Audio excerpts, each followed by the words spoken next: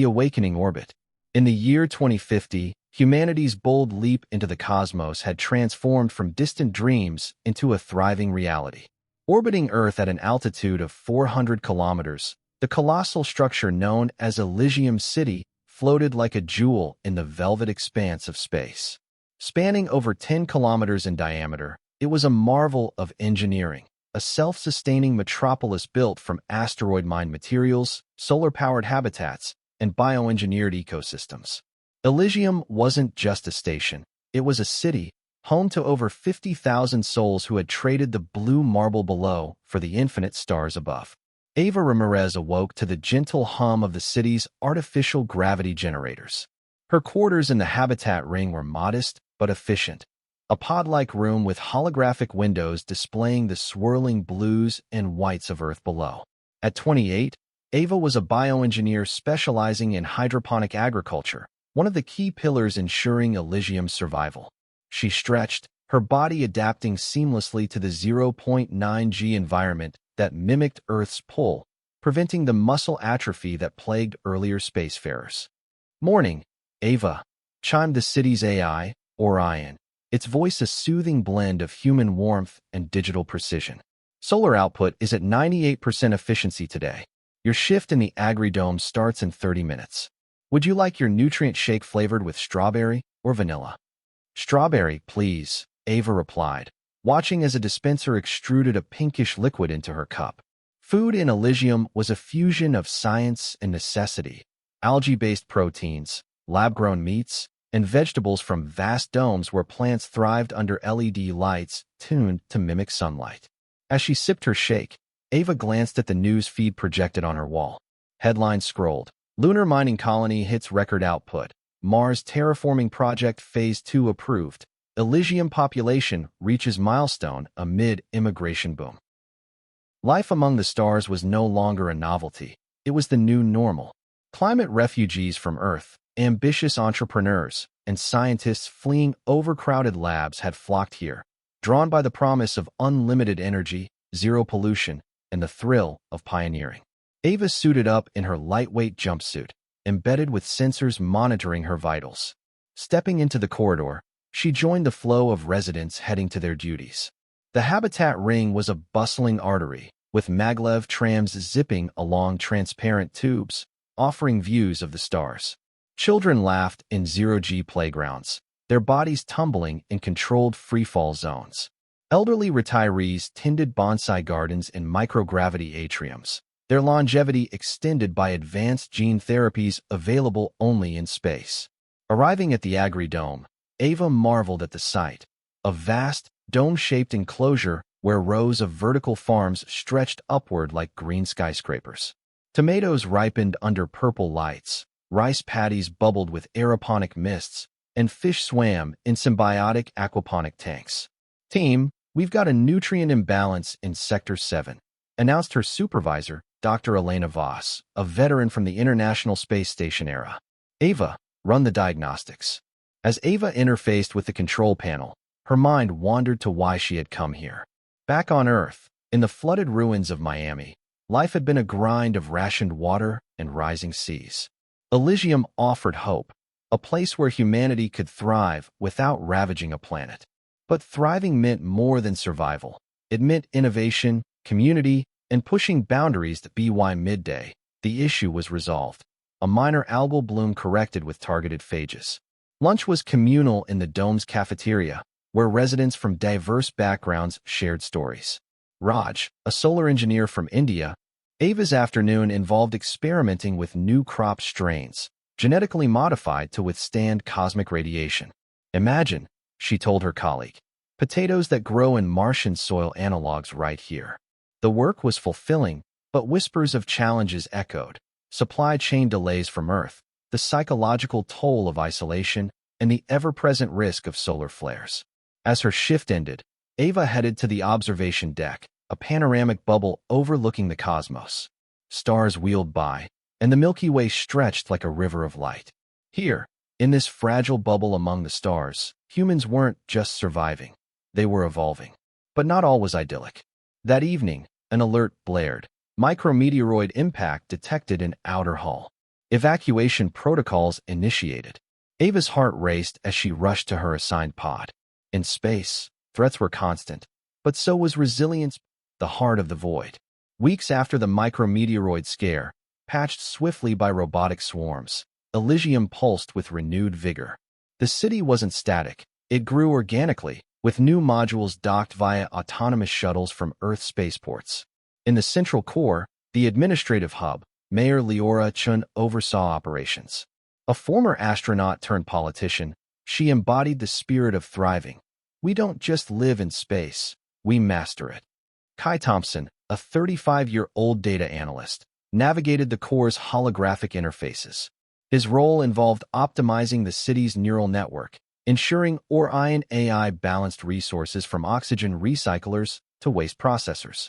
Orion, simulate a population surge of 10,000, Kai commanded. The AI projected scenarios, expanded habitats, increased food production, even psychological support via virtual reality therapy sessions. Life in Elysium fostered unique communities. In the cultural quarter, artists sculpted in zero-G, creating fluid metal forms impossible on Earth. Musicians composed symphonies incorporating the hum of life support systems.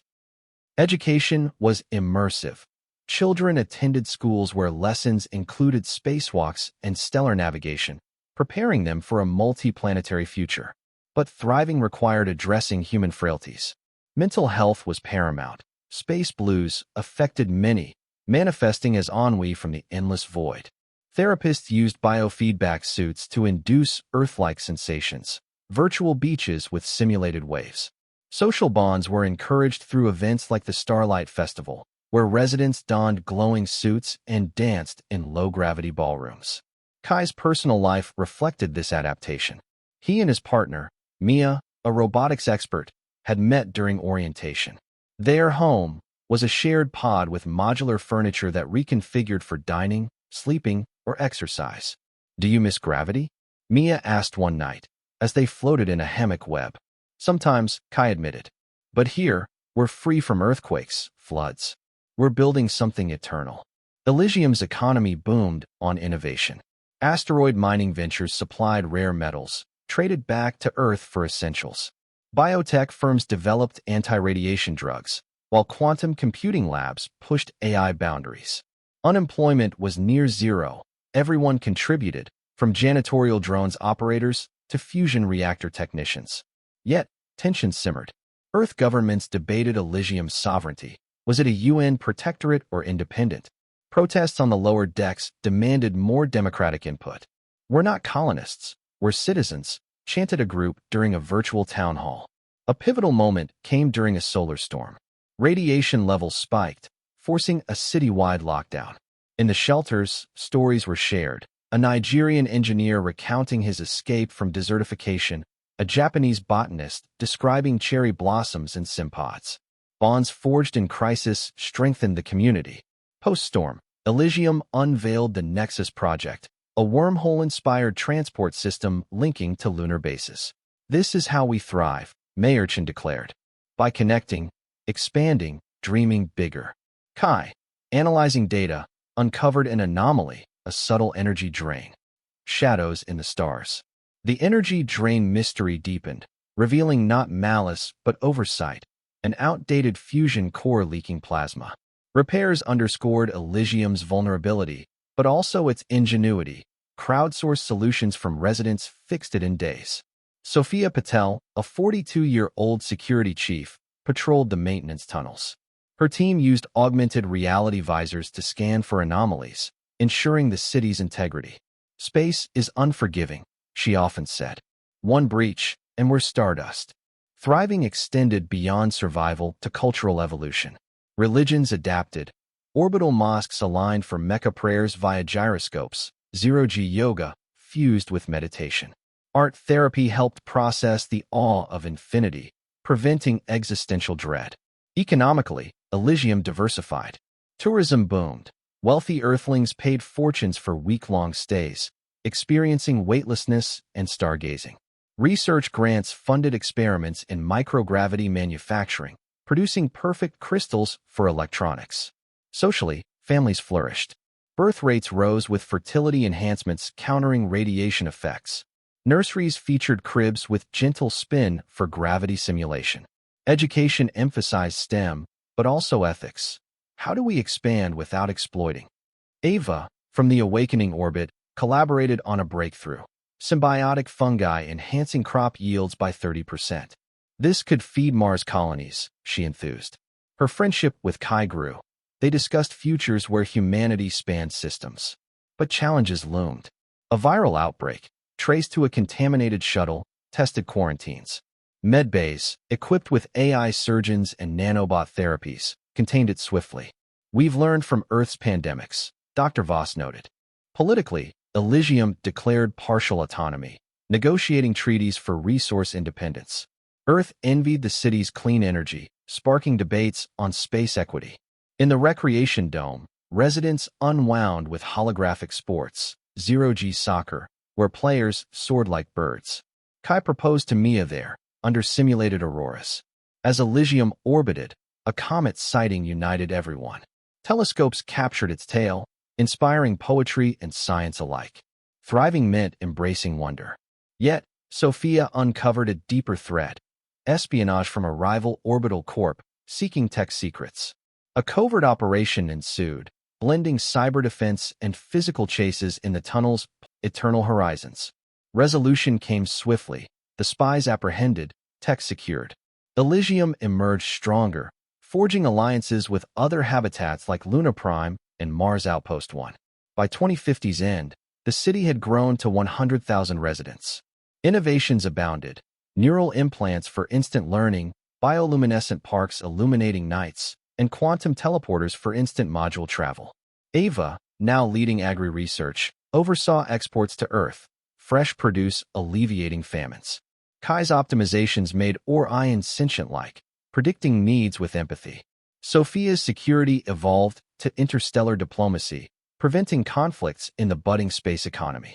Life thrived in myriad ways: intergenerational bonds and family pods, cultural fusions and festivals, scientific leaps in labs. Humans adapted: taller statures from low-G childhoods, enhanced cognition from cosmic ray studies. Mayor Chin's vision realized: among the stars, we don't just survive, we redefine humanity. As Elysium spun onward, Earth below healed, inspired by orbital successes.